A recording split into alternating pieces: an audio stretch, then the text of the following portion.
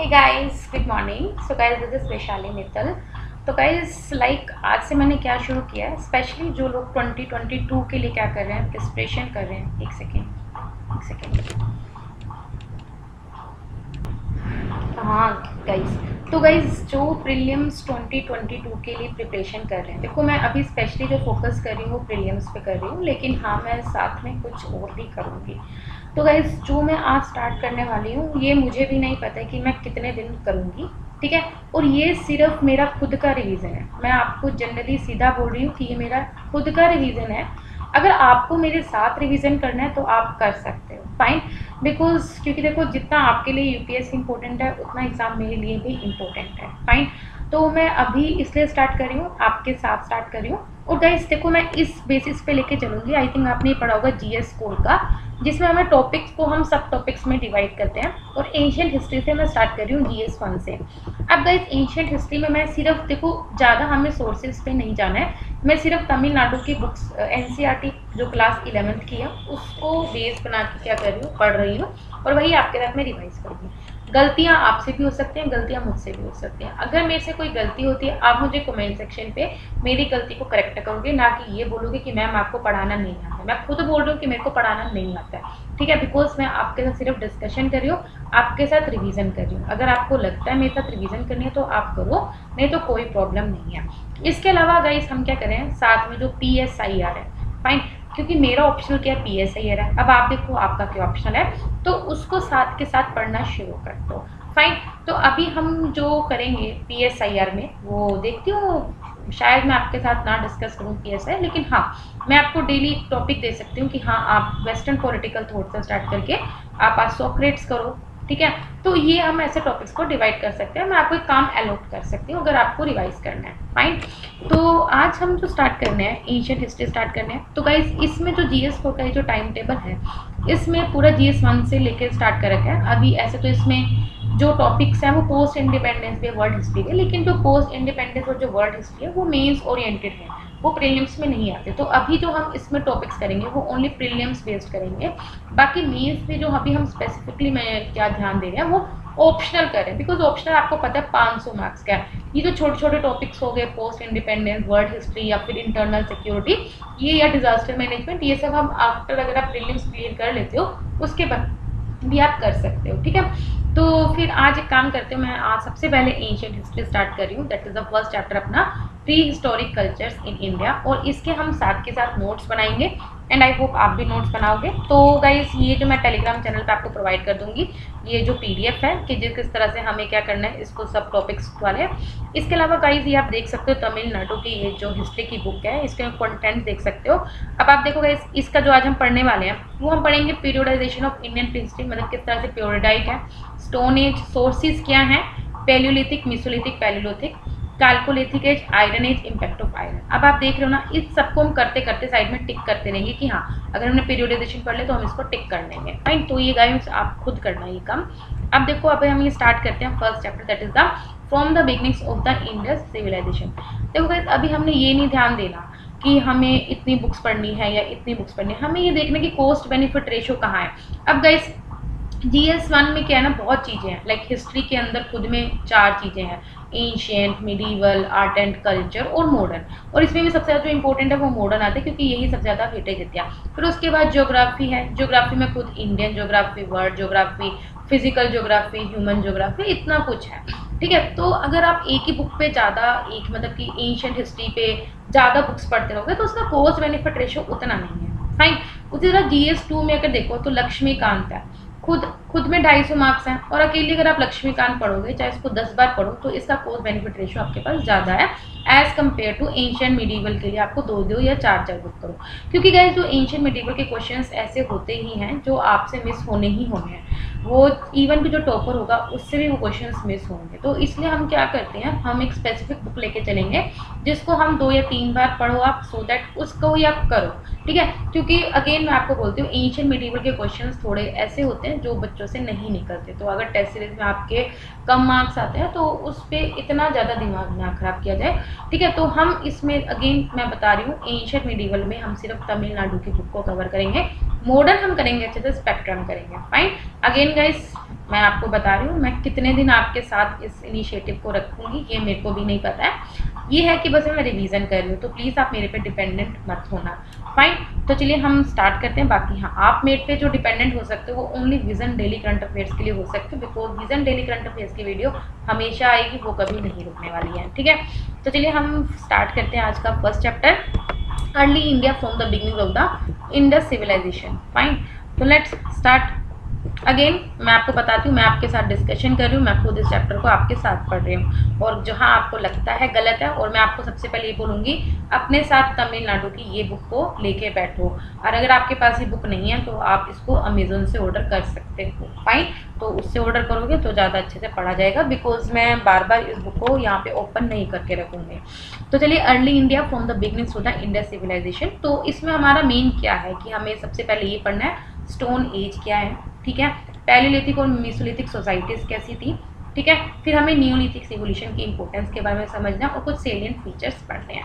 अब जब हम अपने जहाँ नोट्स बना रहे हैं वहाँ पे चलते हैं। एक थोड़ा सा मैं आपको पहले क्या कर देती हूँ, समराइज कर देती हूँ, और फिर उसके बाद हम अपना प्रॉपर चैप्टर स्टार्ट करेंगे। देखो गाइस, जो प्री हिस्टोरिक पीरियड है उसको जो डिवाइड कर रखा है वो मेनली 4 पीरियड्स में डिवाइड कर रखा है।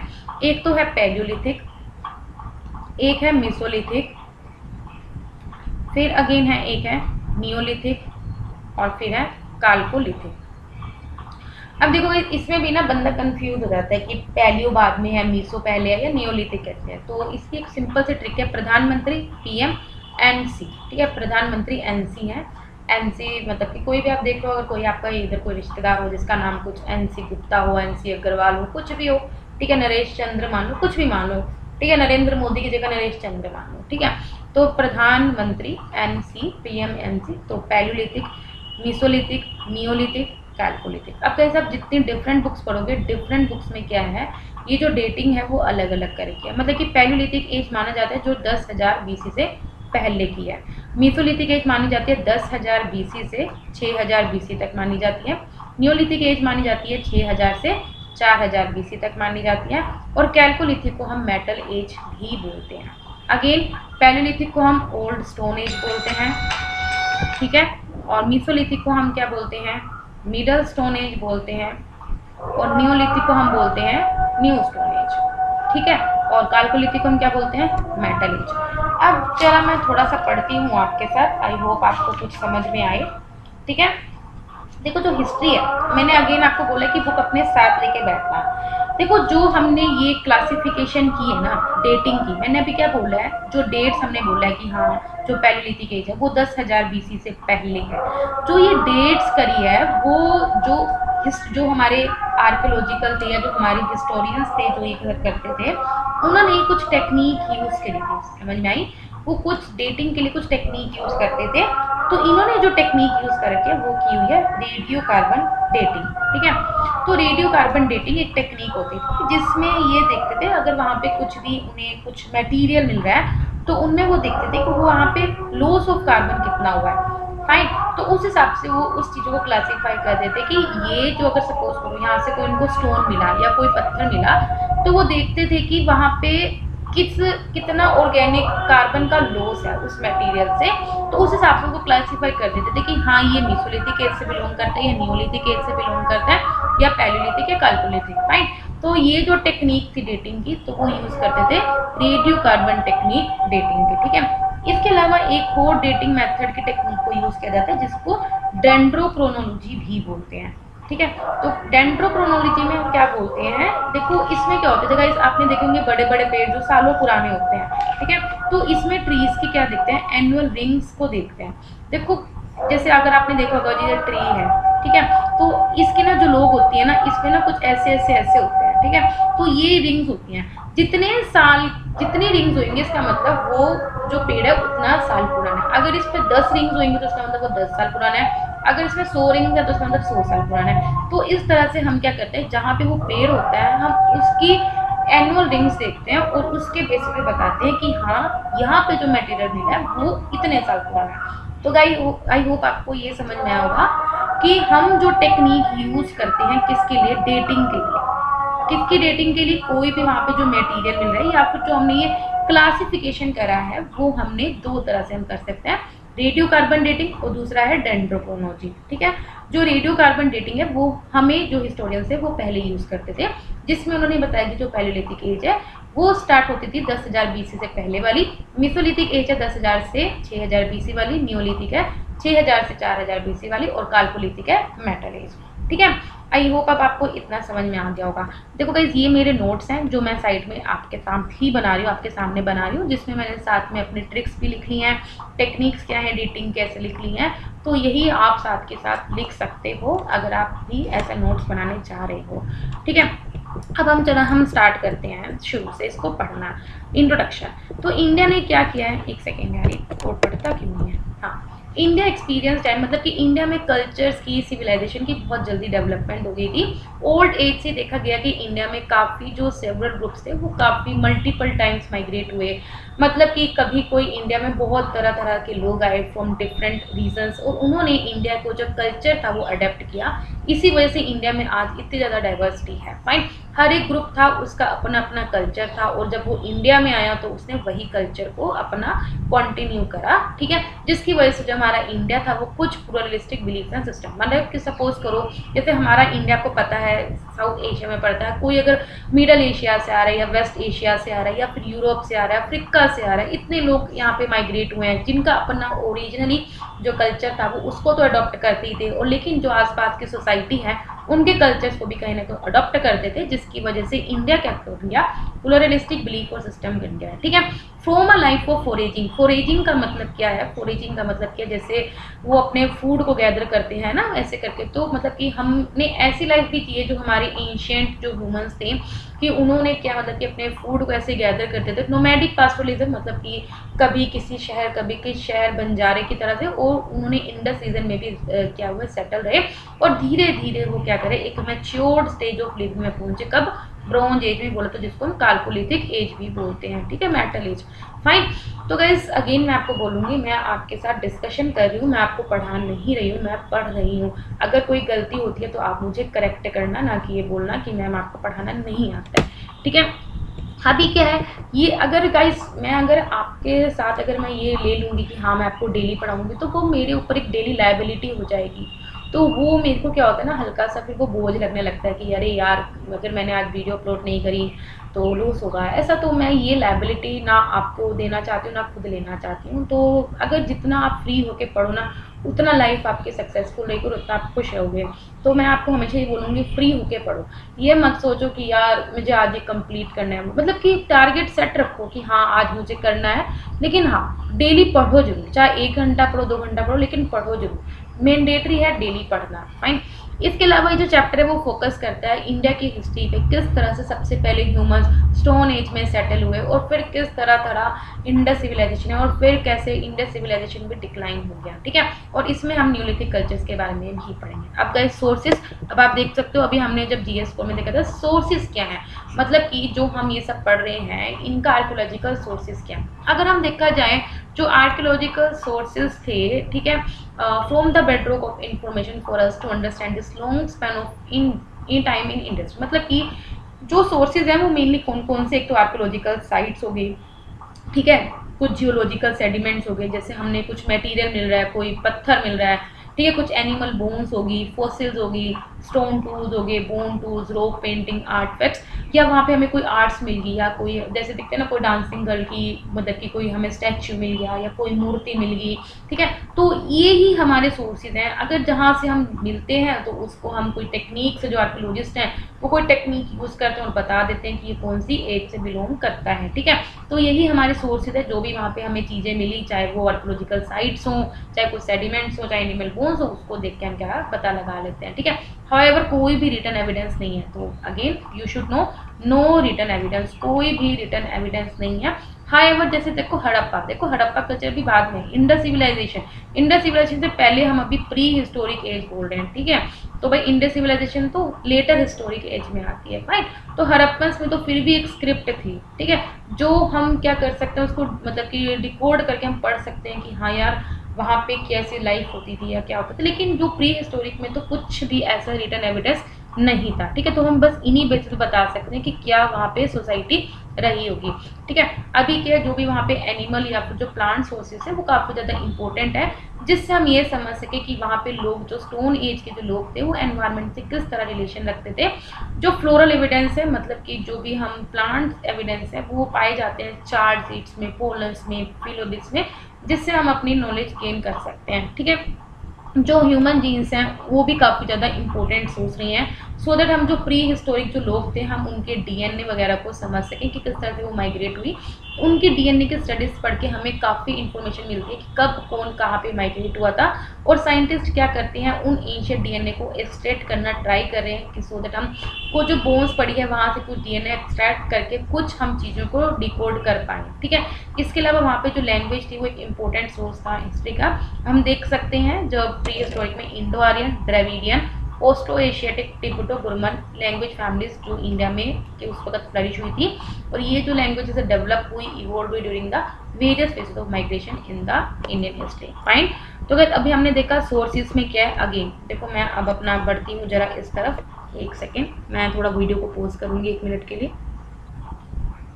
यस, तो चलिए अब हम थोड़ा सा अपना शॉर्ट नोट्स बना लेते हैं, बिकॉज हम साथ में बना रहे हैं तो भाई नोट्स बनाना सबसे ज़्यादा ज़रूरी चीज़ है। तो अब हम सोर्सेज पढ़ लेते हैं। सोर्सेज में अभी हमने क्या पढ़ा, कोई भी रिटर्न एविडेंस नहीं है। ठीक है, इसके अलावा क्या क्या है, कुछ आर्कियोलॉजिकल साइट्स हैं, जियोलॉजिकल सेडिमेंट्स हैं। गाइज आप भी प्लीज़ बनाते रहना। एनिमल बोन्स हैं और फॉसिल्स हैं, स्टोन टूल्स, बोन टूल्स, ये सब एक्सेट्रा। फाइन, फिर हमने क्या पढ़ा कि जो फ्लोरा एंड फोना भी वहाँ का एक खुद में एक सोर्स है, जिससे हमने कोशिश करी कि हम बना लेते हैं। ठीक है, इसके अलावा हमने क्या पढ़ा, ह्यूमन जीन्स, कि ह्यूमन जीन्स भी हम डिकोड करके पढ़ सकते हैं। इसके अलावा लैंग्वेज। ठीक है, तो अगर मैं छोटा छोटा सोचूं तो सोर्सेज मेरे क्या हैं, एक तो कोई रिटर्न एविडेंस नहीं है, कुछ archaeological sites, geological sediments, animal bones, fossils, stone tools etcetera, flora, fauna, human genes and language. Fine, अब हम पढ़ते हैं अपना प्री हिस्टोरिक इंडिया। देखो गाइस, अब अपना जरा अपनी कुर्सी खुद संभालें, अपने पास बुक रखें साइड में, मैं सिर्फ पढ़ूंगी और यहाँ पे नोट्स में लिखूंगी। ठीक है, तो पीरियड जो before the development of script उसे हम क्या बोलते थे, प्री हिस्टोरिक टाइम, मतलब कि जब स्क्रिप्ट नहीं आई थी। आपको पता है सबसे पहली स्क्रिप्ट हड़प्पन सिविलाइजेशन की थी, उससे पहले जो टाइम था उसको हम क्या बोलते थे, प्री हिस्टोरिक टाइम्स। ठीक है, तो यू शुड नो।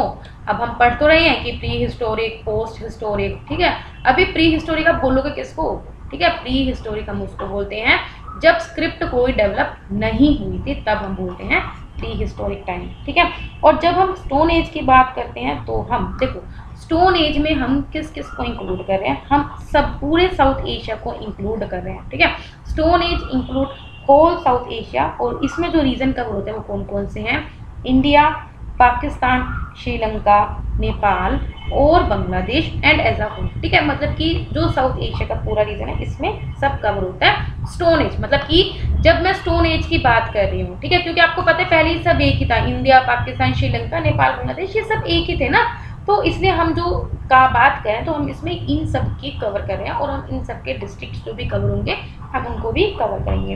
इसके अलावा जो ह्यूमन एंसेस्टर्स वो माना जाते हैं, सबसे पहले वो कहाँ पे इवॉल्व हुए थे, अफ्रीका में हुए थे, और उसके बाद वो धीरे धीरे various parts of the world में क्या करते रहे, माइग्रेट हुआ था। मतलब फर्स्ट जो ह्यूमन्स हुए थे, वो ह्यूमन जो एंसेस्टर्स थे वो कहाँ पे इवॉल्व हुए थे, अफ्रीका में, और धीरे धीरे वो रेस्ट इन द वर्ल्ड क्या करते रहे, माइग्रेट करते रहे। ठीक है, और जो अर्लीस्ट ह्यूमन एंसेस्टर्स हैं वो माइग्रेट होते रहे अफ्रीका, और उसे हम क्या बोलते हैं, होमो, देखो अब ये देखो गाइस इंपॉर्टेंट बात है, होमो इरेक्टस हम उसे बोलते हैं, क्या बोलते हैं हम, होमो इरेक्टस।